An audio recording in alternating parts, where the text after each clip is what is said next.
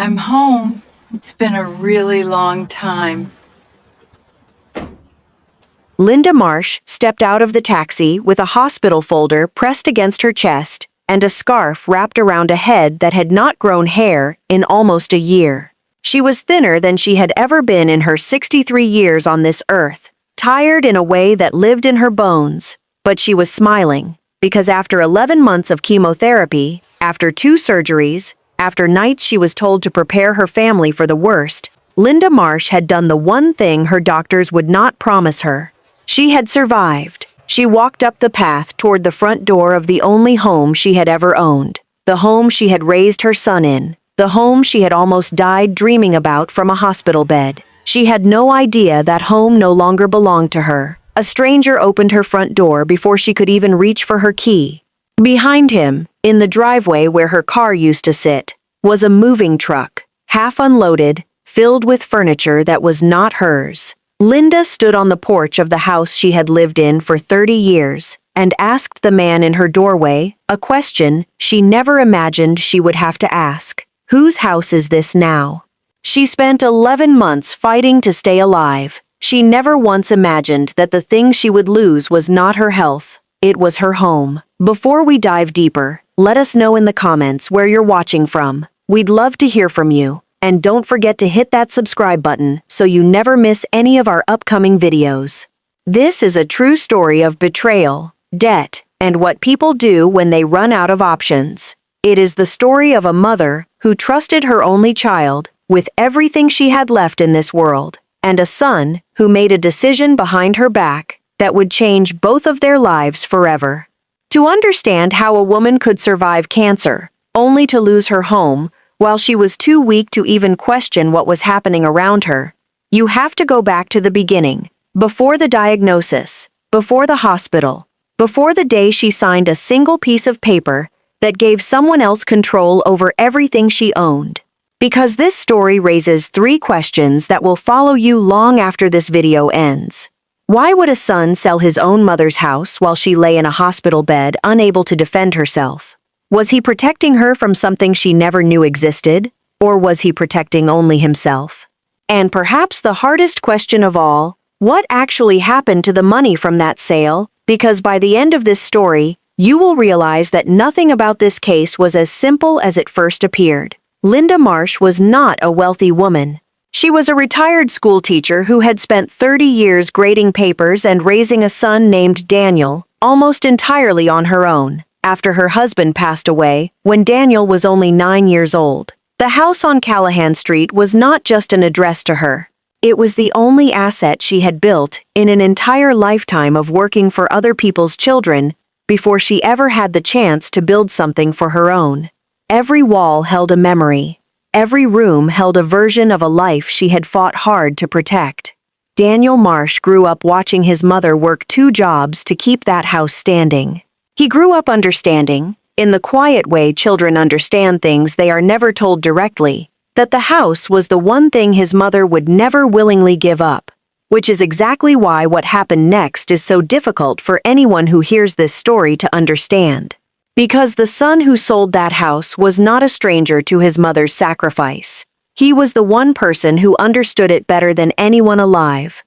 Before the cancer took hold of her body, Linda Marsh's life had already been defined by loss and by work. She lost her husband when Daniel was only 9 years old, and from that day forward, she raised her son alone, on a schoolteacher's salary that never quite matched the cost of a growing boy, and a house that always needed something fixed. She worked a second job most evenings, grading papers by lamplight, long after Daniel had gone to sleep. The house on Callahan Street was never just a building to her. It was proof, every single day, that she had kept her promise to raise her son in a stable home, no matter what it cost her personally. That house was not an asset on a balance sheet. It was the only thing in this world Linda Marsh had built entirely by herself. Daniel grew up understanding this, even if he rarely said it out loud.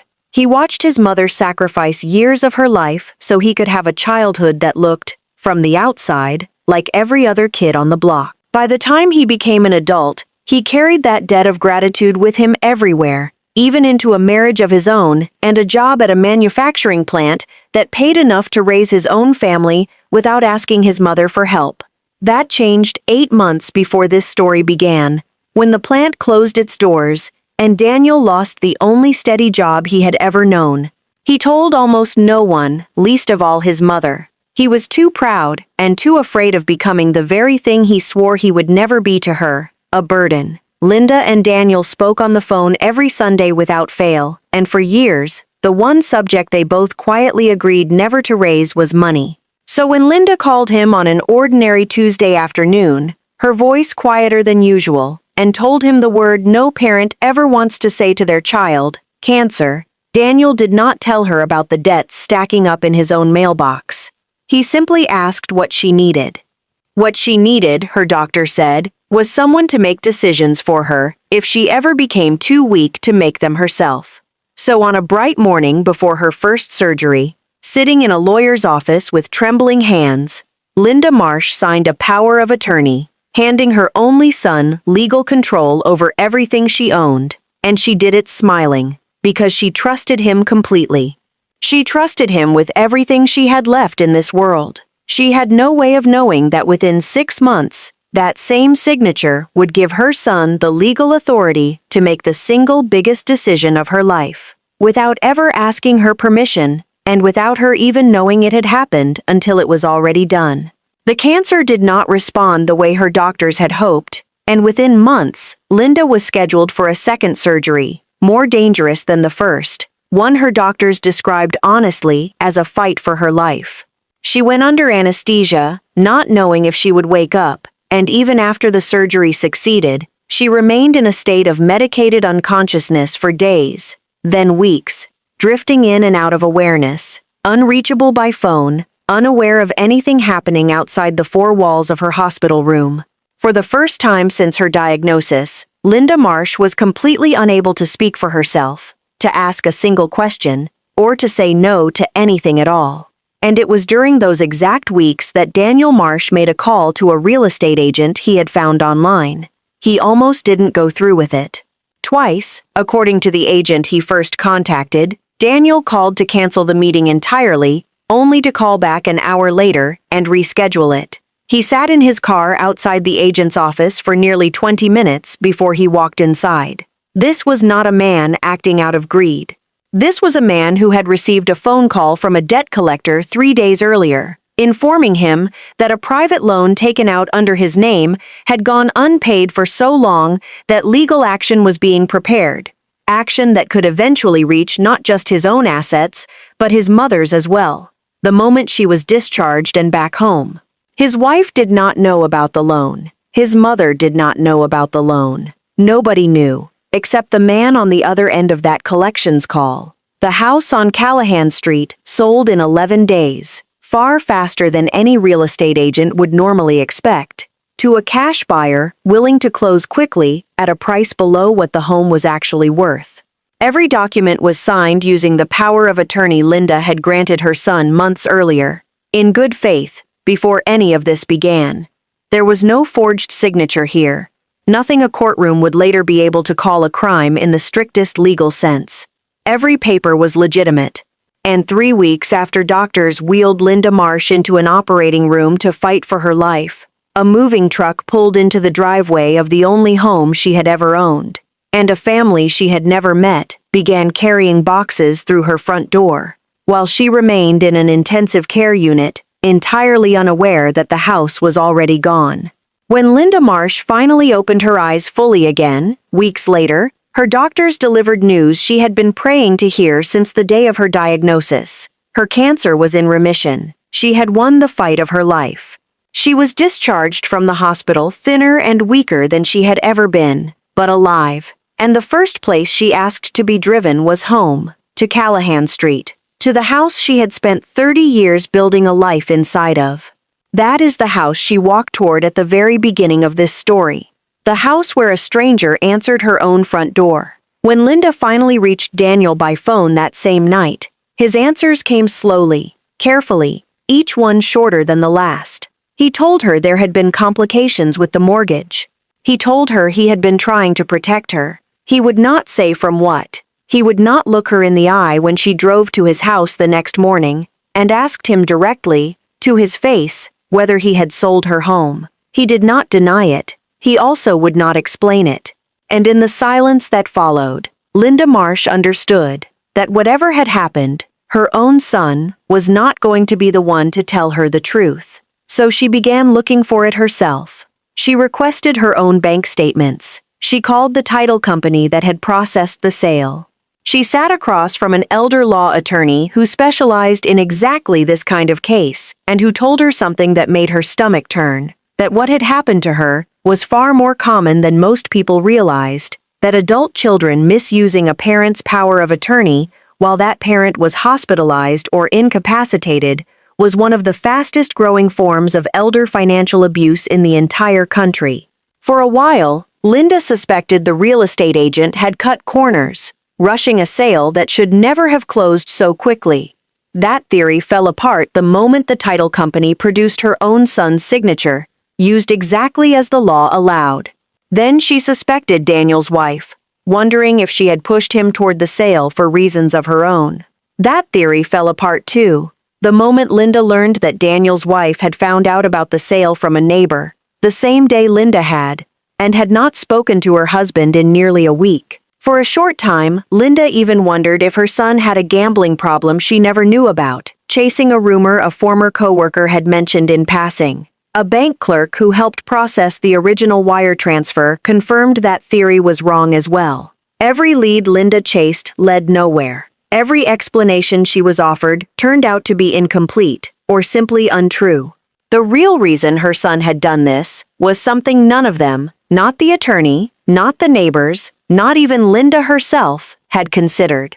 The truth came out, not from Daniel, but from a hospital billing office. During a routine call Linda made to dispute a charge from her second surgery, the woman on the phone mentioned, almost casually, that the experimental treatment portion of Linda's care, the very treatment her own doctors credited with turning her case around when nothing else had worked, had been formally denied by her insurance company months earlier. Someone had paid for it privately, in full, before her surgery ever took place. Linda had never signed anything authorizing a private payment of that size. There was only one other person with legal access to make that decision on her behalf. Daniel had taken out 2 private loans, at interest rates he could barely understand, to cover a treatment his mother's insurance refused to pay for. The treatment doctors later said gave her the best chance she had of surviving.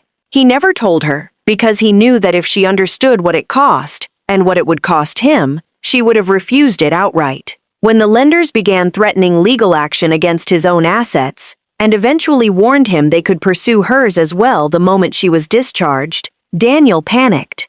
He sold the house not to profit from his mother's illness, but to pay off a debt he had taken on in secret, to save her life, before collectors could reach either one of them. The case eventually reached a courtroom, where a judge reviewed bank records, loan documents, and medical billing statements line by line. The ruling ordered restitution and new legal oversight of any future power of attorney arrangement, but the judge noted plainly, on the record, that every dollar from the sale of the house had been traced directly to medical debt, not to personal gain. Linda learned the full truth sitting in her attorney's office, reading the loan documents her son had signed in secret to save her life. She cried in a way she had not cried since her diagnosis, not from anger alone, and not from relief alone, but from both at once, colliding in the same breath. Her son had not stolen from her. He had tried to save her, and had never once found the courage to tell her how. The house on Callahan Street could not be returned to her. It had already changed hands a second time by the time the truth came out, sold on to another family who had no knowledge of any of this. What Linda received instead was restitution, and something far more fragile to rebuild than any house, a relationship with her son that would never again be built on silence.